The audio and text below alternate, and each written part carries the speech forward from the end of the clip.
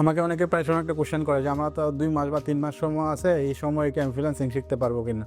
3 মাস আর 6 মাস সময়টা বিষয় না। কেউ যদি ফ্রিল্যান্সিং সেক্টরে আসতে চায়, ফার্স্ট অফ অল তার একটা স্কিল ডেভেলপ করতে হবে। স্কিল ডেভেলপ করতে গেলে 3টা মাস যদি সে ডেডিকেশন দিয়ে এই সেক্টরে কাজ করে বা কোনো কোর্স করে বা নিজে ইউটিউব থেকে শিখে ট্রাই করে, তাহলে অনেকটা সময়, প্রতিদিন 4 থেকে 5 ঘন্টা সে যদি দিতে পারে, তাহলে অনেকটা সময় সে নিজেকে এক্সপার্ট বানাইতে পারবে।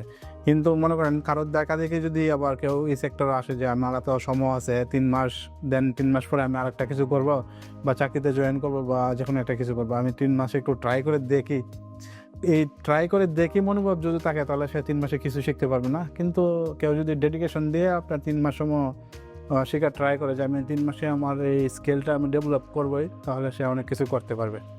আর ফ্রিল্যান্সিং হলো আপনার অনেকটা স্কিল আছে, আপনি স্কিলটা সেল করবেন, হ্যাঁ।